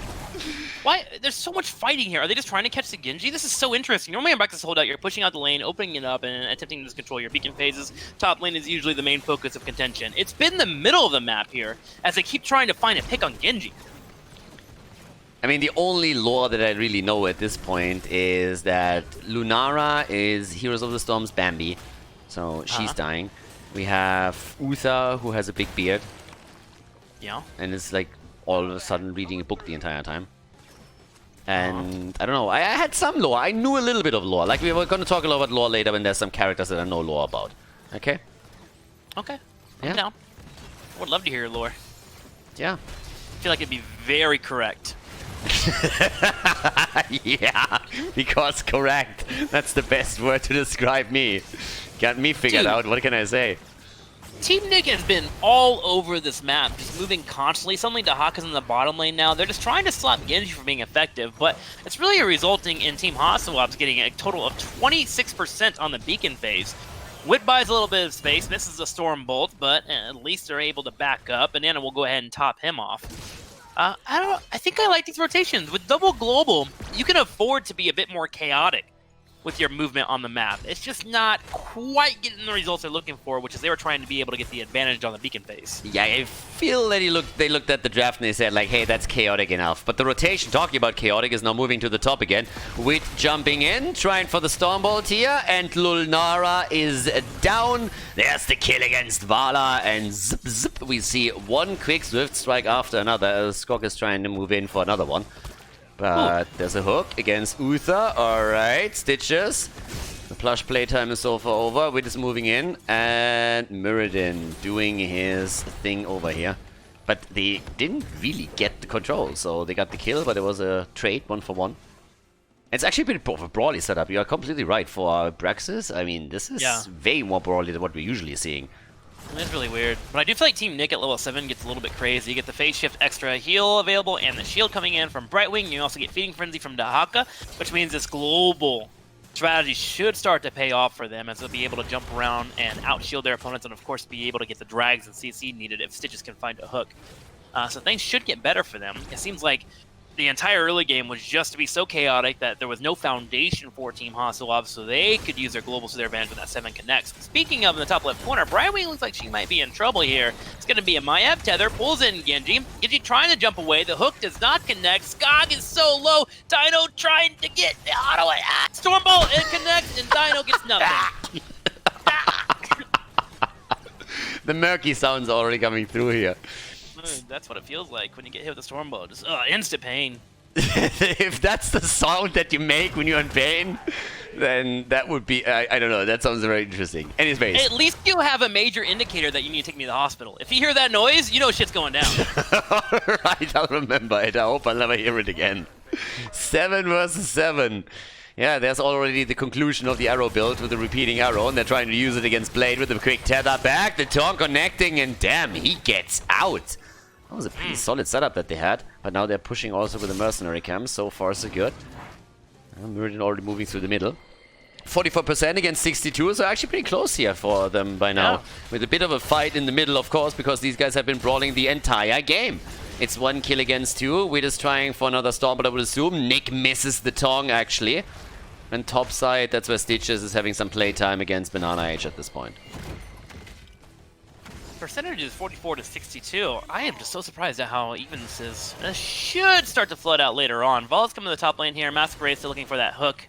Oh, here comes Genji from afar on the left side, and Wit's here as well. Stitches might be in trouble. Byroning does not save this at all. It's too much damage up front. Kelvin's able to find a tether, but unable to pull anyone back, as he has to retreat away from the fight. And this should be the straw that breaks the camel's back, as we're going to have 4 here on the top left. Just kidding. Wow, somehow they backed them up. That was surprising, because with Lunara being here, I really thought for sure Team Nick was going to back up, but they were able to grab the beacon and slow it down a bit. Yeah, so for now, at the bottom of the map, the beacon, 76% on the progress. But that's 3 kills against 1. Team HasuObs is slowly starting to edge out a little bit of a lead here. Again, doesn't really mean too much, since Team Nick has usually been popping off after level 10 comes in and then goes for some insane teamfight coordination and is able to just turn it back. They still have the lead in the series, of course, with a 2-1 lead.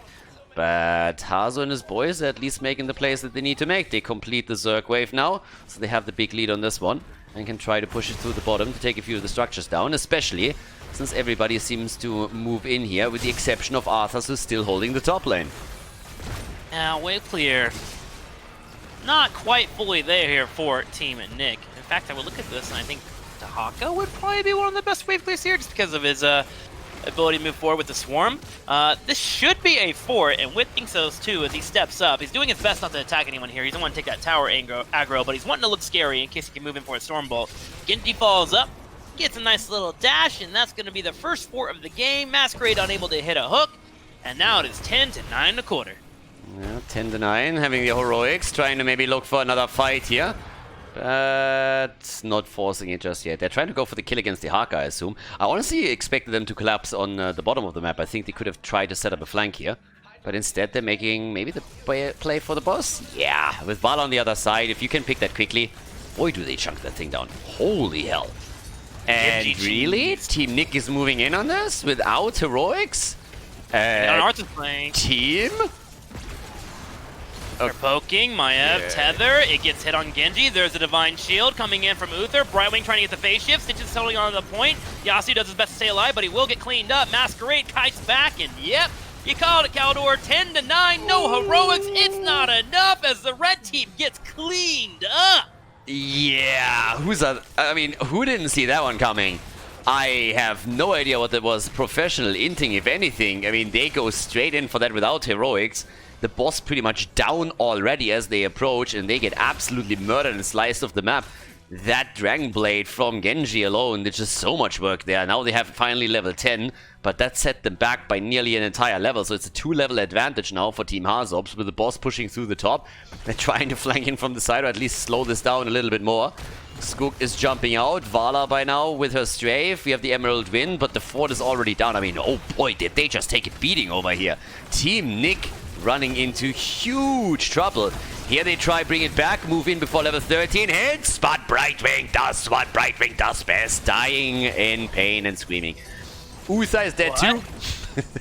Nick is looking to chase here. He's moving forward. He's got the Dahaka movement. Kelvin trying to hold. Genji buying some space here in the back left. Healing.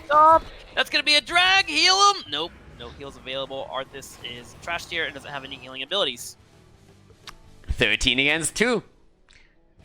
Well, 13 against 11, 10 against 2 kills. For a second there, I thought they just went for the big brain play where they went onto the boss, entered completely, hit level 10, and then go for a fight where they have heroics and they clean up their opponent and then take the beacons, but none of that unfolded whatsoever, and their brains actually were kind of small. What? The big brain play? Yeah, you never heard of the galaxy brain? You never heard of like big brain galaxy plays? You do something so stupid, but it's actually so smart? That's galaxy brain. Nothing of what you just described is smart. It could have been if it worked out. How? Yeah, they entered the boss, baited all the heroics of their opponents, so there's no Divine Shield, no more Dragon Blade, and then they come in with their heroics, so they hit level 10, so they have a heroic advantage, and then they wipe them. That's the play. You hit so hard, you win. Okay, yeah, fair enough. We bait out the opponent's heroic abilities by letting them kill us. That's Yep. okay. Alright, Uther is down, baiting some abilities, clearly, and he successfully made that happen. Oh my god, they went for the Giga Brain play. They ended twice. They ended twice so they could win the third fight. 13 this is. Team Nick finds a pick. They're on the way to 13. Masquerade has a hook. Can he land it on somebody? No, he's deciding not to, as they'll use the global to get the beacon 4D instead. chess. Giga Brain 420XX. 4D chess confirmed. They're so good. Alright, double control now. Well, 10 kills against 4. They got a couple at least. They still need the level 13 talent. Let's see if we can get that. The Greater Spell Shield is by now in. Yeah, with Mirrodin now moving up to the top, they might actually just be able to lock in the next objective. And get a big one at that. So, yeah, off we go. Now we have also the fishing hook. That could actually be a bit of a game changer. If they start to hit some fishing hooks here with Masquerade, that would be pretty nice for them. But And they to apply morph. need to make sure that they don't lose any more structures. They lost both forts. Top one has taken 50% damage. It's tricky right now. Coming back into this is going to be difficult, but at least they have even talents with their opponents, so it might just work. But they need to win a fight and take some lanes. They need to take some structures. Even talents in global, so any fight can turn around to a number advantage if they find the right angle. But so far, Team Hasu is doing a really good job of just staying grouped up as 5 and knowing that they have the strength because they've had the lead so far, and their team fight has been executed better. So they're pushing on the top, they have the catapult pressure as needed, they're moving in towards a keep, they're making their opponents respond to them. And when you can have a global team respond to you, usually that's a good indicator of you being able to get the correct fights as you go throughout the match. Witch down here by himself, Stitches is set up for the flank to scout where they are. Hook is available, oh, don't get the Uther. Oh my god, do not get the Uther. Yeah, that got clutched in. But again, the problem is that there are also forts still up and also fountains. So even if something happens over here, it should be easy to fall back to safety and then maybe even drop that fountain real quickly. Kelvin maybe can make a play on Maiev, but he needs to move back here. The quest is by now completed for Genji, who by the way is sitting at 27,000 damage, 28k for Lunara. Stitch has locked down and taken apart. Poor fella, he was looking for some playtime and he got none of that. 11-5, and the boss is up again, and they move in immediately. Yep. Genji deletes this thing. Just dropping down that deflect. Nick is here, he will scout it out, and Wit does take some decent damage here. Now, they don't have a tank to hold the point. Blaze in the back left, Army of the Dead to buy time. I like that play. Yasu just gets focused down, and Brightwing is having a bit of a rough time. The boss might be the MVP, though, as it will take out Uther, but Uther, he actually likes being dead. Here's a heal, there's a big tether, and Kelvin is going to have to run away. Good drag against Wit, but not enough to get a kill here. It was a 1-for-1 trade with Uther down. Stitches is back to business, trying to get something done here, but it's not really enough. Nick at least survives, so that's good for them. The boss is now moving down to the bottom of the map, but things are getting really, really tricky right now. So with all of this said and done, the objective is also going to kick in soon, and that's a little bit of a problem. We currently have Dino moving in, trying to burn it down as quickly as he can. He has a completed level 4, so the build at least is working out for them. But without level 16 talents, so far behind right now, it's going to be real difficult. Especially holding on to that top keep should be impossible now. With a full Zerg wave moving through top lane, how are you going to make that happen? Maybe with the few points that you got, the bot lane, this is not going to do anything for them either. This is going to be tough to hold. Yeah, they got to clear out those Hydras. There's going to be an Emerald Wind to buy a little bit of time. Brightwing gets caught there by the Howling Blast. Luckily, there was no follow-up, but you're right. There are just a massive amount of health bars pushing up in this top left corner, and the blue health bars are getting lower and lower. There's going to be the keep cleaned up, and Team HasuObs is looking to end this game. There will be a drag, but it is on Arthas. He'll be able to drop the Icebound Fortitude. There's the Army of the Dead, so he can heal on up. Strafe comes out to put out as little damage as possible, but finally the core starts to take some damage. Nick gets focused, can't get healed by a Brightwing. There's a Divine Shield on top of Arthas as well, as he just straight up dies on top of the Brightwing, and the core falls more and more in Khaldor. It looks like we're going to a game number 5. Game's over, and Hasu makes it happen. They win on Abraxas, and we're going to go into the final map of this series.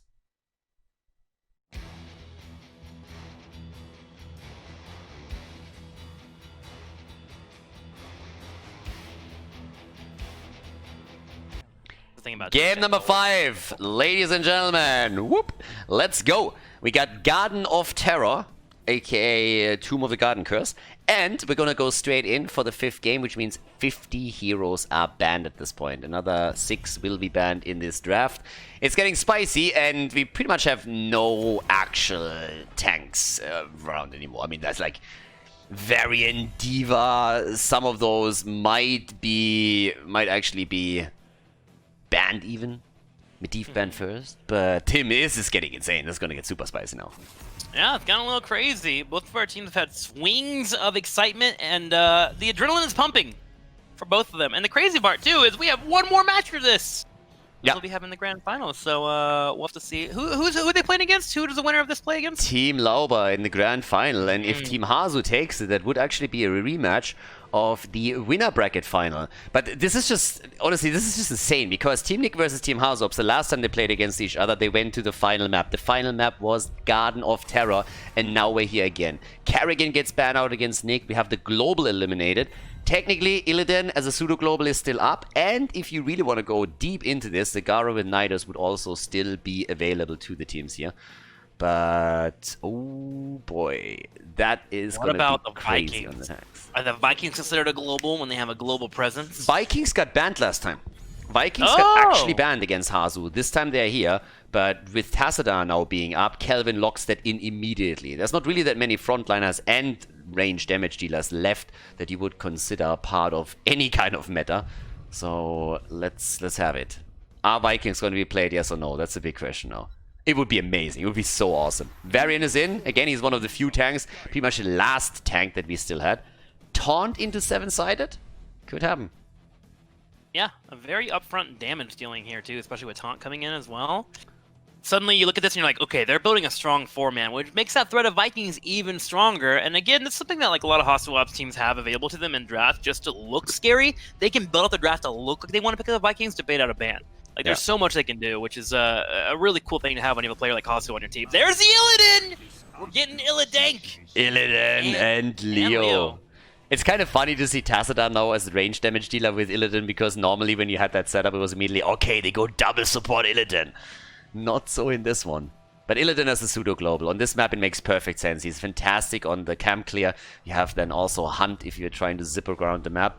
But he goes into Varian, so that's where you gotta be careful. If you get locked down by Varian in a quick taunt and then the damage burst comes in, you could definitely get killed. Now, Oriel gets banned too. I was actually wondering if a team would go for Cho'Gall again. We had one Cho'Gall already today. Are there any cleanse supports left? Uther's been played, Rhaegar's been played. Yeah. Whiteman's been played. Who am I missing? Brightwing's been played, who had an AoE cleanse.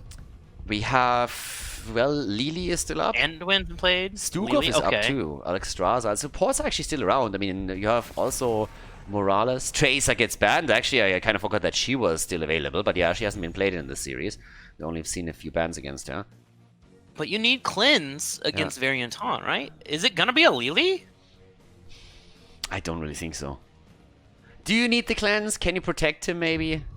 No. I mean, we'll see what they do. It depends a bit on the damage that is going to be put in for Team HasuObs as well. I mean, it's not like there's still a Jaina or Li Ming around. Both of them are not available anymore. No, that Illidan will pop like a water balloon in Antarctica. Ooh, there's Rag and there's Malfuel. Okay. Yeah. So, Sulfuras after taunt, 7-sided last rights. Fight me.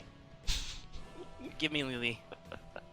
And Lily blinds Ragnaros so he can't get the AoE cleave to get the heal off. It's smart. This is the play. The Panda again.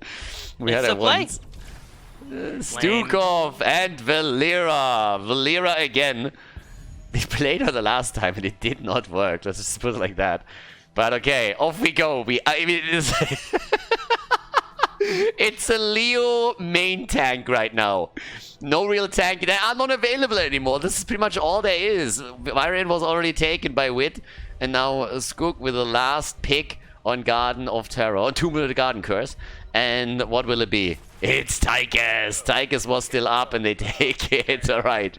The fiesta concludes on the final, the 5th map, the losers bracket final. The loser is out of this tournament and takes a 3rd place. The winner, on the other hand, moves over to the grand final where they will face off against Team Lauber. Let's make it happen.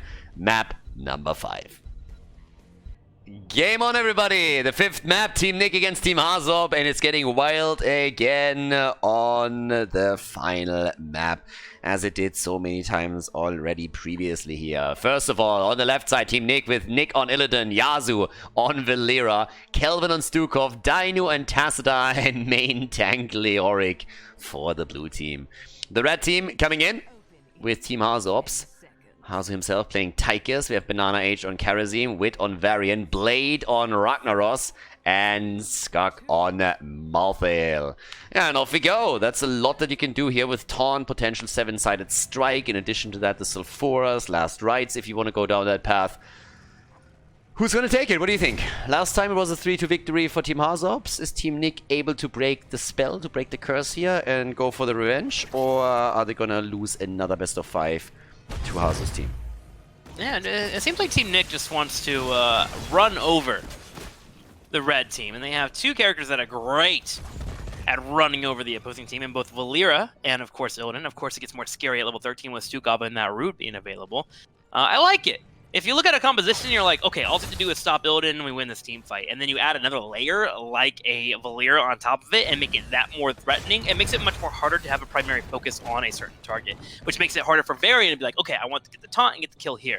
So we're going to see how this unfolds. My question is, what happens at level 10? Do we go Sulfura Smash here and go for a taunt into a Sulfura Smash into whatever on top of it? Yeah, it kind of seems like that, right? Yes. With the last rights on top of it as well. So maybe this is more of a thing of, okay, don't get caught by Valera, wait till level 10, give up whatever we have to, and then just blow them up after we get our heroics. Yeah, also Illidan, by the way, he goes for the full-on stacking, and he went for the Unending Hatred on level 1. By the way, best way to stack Unending Hatred is to play a lot of Storm League or Quick Match. Both of those work equally well, and it makes it super easy. You're gonna stack that into infinity.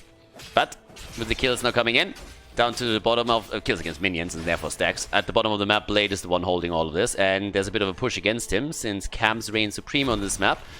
Blade is the only one who's currently trying to stop this. Illidan even trying to get the Siege Giants over here, but Banana, H, and Hasu are already there and like, dude, no, stay on your side of the map. This is ours.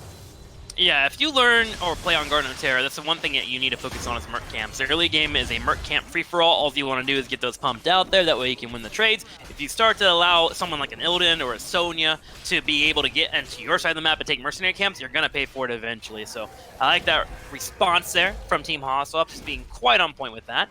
And here we go into the first seed spawn. Now, typically, whenever a seed spawn spawns on your side of the map, you usually can get claim for it. It's kind of hard to push into that side of the map. So we'll see how that goes. Kelvin slows down Wit. Wit in complete trouble. Comes out with a taunt, but he gets picked off, and that's an oops. Yeah, first kill is in. Varian is dead. Okay. I mean, so far so good. The problem that I have a little bit for the red team is that, is it me or is Nick actually stacking his level 1 extremely quickly? I mean, he is at 10 stacks already, so he is getting a lot of value out of that talent as is. And if that comes to a late game and he keeps the pace up in any way, then he should have a lot of momentum in those later fights when he gets those auto attacks connected. Talking about getting attacks connected, Yasu nearly dying here to the Molten Core. Late, nearly got a kill with that, so well done by him. Rag with the easy defense, and that's going to be the first seed heading over, despite Wit getting picked off. And in terms of experience, we're actually tied up. We do have a bit of a trap here for Blade. Blade is looking to stack off that Q there. He's currently at 13 stacks, so you know he's going to be in a position where he might get a little greedy for minions. And knowing that, Team Nick has set up a trap for him, but Wit actually comes in for a flank. They jump on Tacita. It was a trap on a trap. It's a trap! That was so bad. It was so good!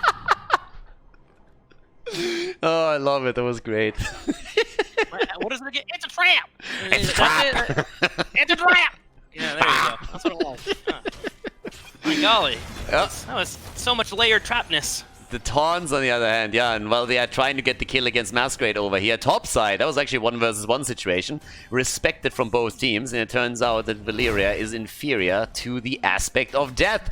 Malthael got the kill. First seed has been taken by Team HasuObs, and now they're aiming for the second one. Valera is still down, so they got the shot, they go in, they take it, and that's a 2-0 lead on the seed count. Stacks almost done for Blade. 24 at the moment. That'll empower his Q, of course, which is usually pretty solid to build up. Moving into one of my favorite talents on level 7 when you're looking at a Ragnaros, blistering attacks. Every 10 seconds you get extra damage on your auto attack. Gives you a lot of burst, actually, if people dive you. And with you having sustain, too, you can bait a lot of people into a couple of things that they don't want to deal with. So, nice build here for him. And also, with the region globes, he'll have a little bit of armor as well. Moving on to that 10 as we are getting closer and closer. That's where we're going to see this composition for HasuObs to pull up. Also, looking over to Valera. Gosh, there's so much to talk about. Moving into the Q build. A build that was actually popularized in Europe. And a build that I believe in wholeheartedly when it comes to playing Valera. You're just able to dash around a fight so much if you're able to connect. Yeah, total meta build on Valera here. Meta build. Never seen an actual game, but total meta here. So meta. Yeah. In the last 2 years, I have not casted a single Valera game. Not one. I think Arcaner made this build popular, actually. He's the first one I saw playing it. You remember Arcaner? Yeah, oh, I mean, good time. we had the Sky Temple setup, I think, with Shrimpy back then, right? With the Valera avatar, yeah. where they were trying to go for the one-shot against Team Dignitas. That was kind of funny. That had a couple of good moments. Snitch got once deleted, but generally speaking, it was just, yeah, they just lost towards the end. But for now, Team HasuObs is actually reigning supreme on the objective. They get all the seeds together, so now they have the Garden Terrors on the map. So far, so good.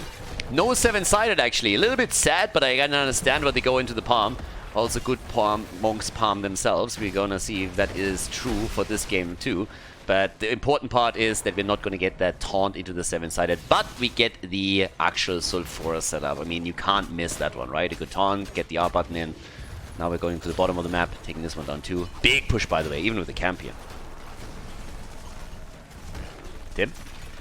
I'm watching top lane. Sorry, I'm so focused on this Tassadar versus Ragnaros. I don't know who wins this, actually, with new Tassadar. So I'm like, who's going to win? You know, just in my mind, I'm just watching it. So Dino clears that up I thought eventually. for a second that you're just shutting down because you're angry that he didn't pick a lava wave. Yeah, that too. I'm just fucking tilted. Oh my god, I can't cast anymore. Oh, who doesn't pick lava wave? What an asshole. Blah, blah, blah. Masquerade's coming in for a flank here. Get to get Q on the huge Leoric, who's going to be able to get a heal thanks to Renewal there. Able to survive through, and he'll be able to back away. But you can see how quickly damage come out for the red team. Yeah, bot lane, by the way, got murdered. That 4 down, the wall falling here, Illidan doing his thing. Illidan is at 18 stacks right now, so he's about to complete his quest, and then he's gonna get the extra 20 as a reward. But, well, top side, top right, yeah, there's the next kill. Coming in against the camp, so they're locking this one down too. Illidan, as expected, done now after the wave has been eliminated. 7 minutes and 20 seconds in. Top lane be pushing here too. Oh, thank God, Odin, by the way. My God, can the Tigers players stop going drill? Nobody does that. No. play the North American Hero League for a day, and your mind will just be exposed to so many interesting stuff. How did it miss it? What? Fear Smash? That's why you pick Lava Wave. Guaranteed. No. Guaranteed it every time. He was taunted too. What? What is this? Okay, so first of all, I actually expected that we're gonna see Hunt. That's the first thing. I was thinking a little bit about Metamorphosis, and Metamorphosis is great. I thought they were trying to play the macro game a little bit. Okay, Nick decides to against it, totally fine. Allows him also to jump out a bit if he gets taunted and if there's damage, so that allows his survivability to really peak here. But, hello? March of the Black King? Masquerade, are you high? Not a fan. Not a fan. Not a fan. I'm sorry, are you talking about North American streamer fan, or are you just not a fan? I'm so confused, because yes, you're not fan, but are you a fan? I don't know where to go with this. I'm so confused. This is actually a little bit of a sad moment here. Yeah. I don't know, March of the Black King, yeah, just having the Buried Alive in the late game would already be a win. Then you can also like pair it, of course, off with Virulent Reaction and Lurking Arm. But alright, let's see where they go with this. There's already the palm on Malthael. That one didn't get procced. Level 13. I will say for March of the what is it? March of the Black King, right? God, I don't even know the name of it. I see it so little. I will say with him being solo tank, it does give him a little bit more survivability, and it can also like allow him to kind of play around taunt. Yeah. So it's kind of helpful, you know. So it's not too bad. I mean, it's not yeah, that awful. But no, you know what I mean? Yeah, I feel, but no. Yeah, but maybe, you know, sorta, kinda, maybe a little bit. Okay. Maybe, sorta, possibly. I mean, we'll see what they get out of this. Maybe he's gonna surprise us all and gets just like one 5-man march off after another.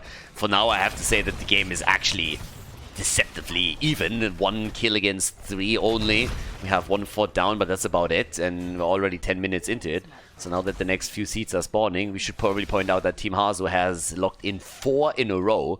So can Team Nick turn this a little bit? I guess we'll see. What about turning? Illidan, he's going to come in with Valera here. They need these quick kills. It's one of the reasons why I really expected him to also go Hunt, because if they're actually jumping in with Illidan and Valera onto the same target, they might get some damage with it.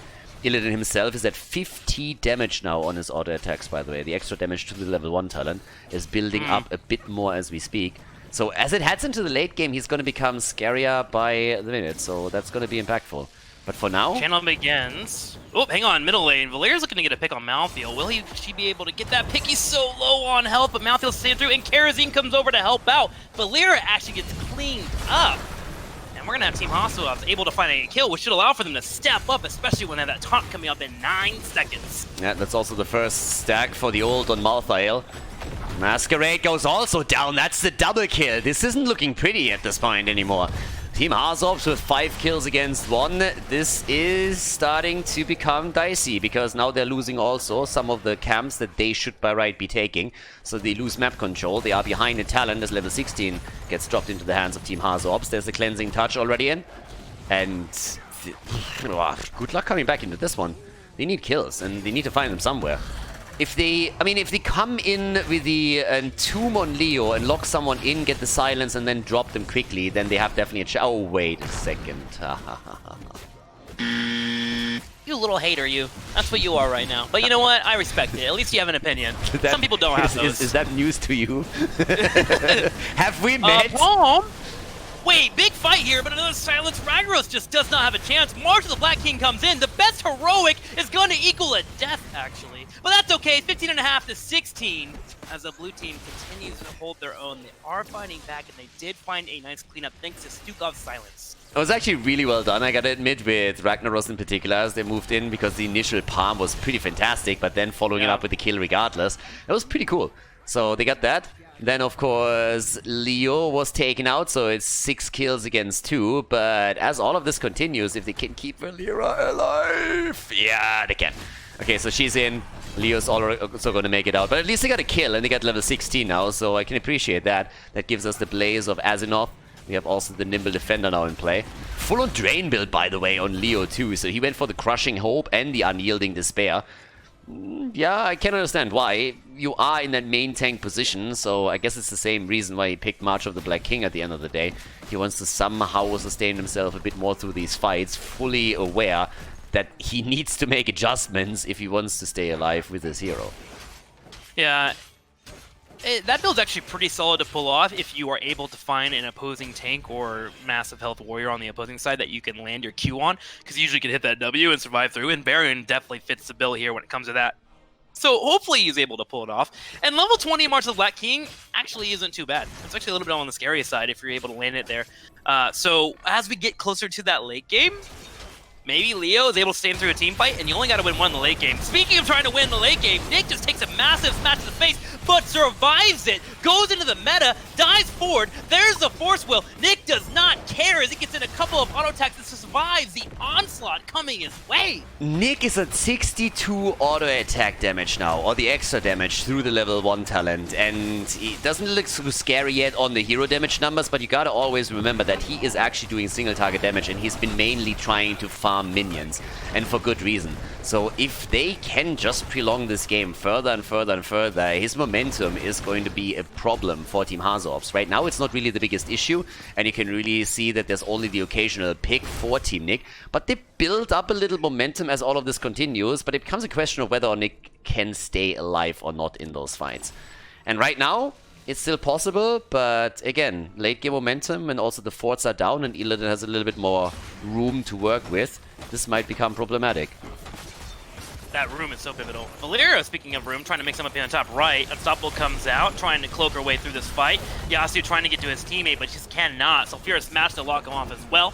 There is going to be a fort picked off in the bottom right, but HasuObs is giving chase. He goes straight in for Stukov, and Kelvin is hoping to get away, but with the Karazim here to get some movement speed, it looks like he's not going to be able to escape as he takes a couple punches to the face and his team abandons him.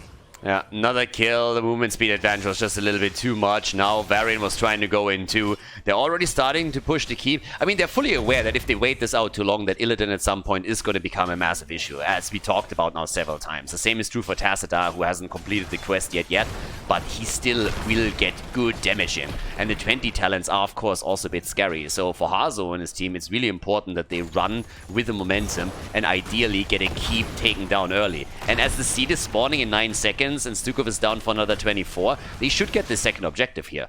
And that would probably... I mean, it at least takes down the forts, but it might even take down a keep. So there is a huge pressure play coming up against Team Nick, especially since level 20 is now ready for HasuObs as well. So it's going to be really difficult. First of all, heroic difficulty, peaceful repose, big red button.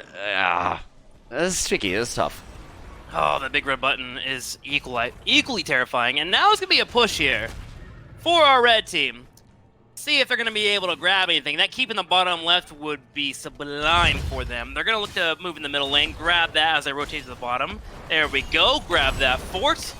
Gets that push moving forward. Ooh, immediate cleanup though on the bottom lane. They realize that was the most scary lane for them to get pushed in, and they're going to make sure they stop that. But here's that Odin. Big red button. 22 seconds of hellfire on the middle lane.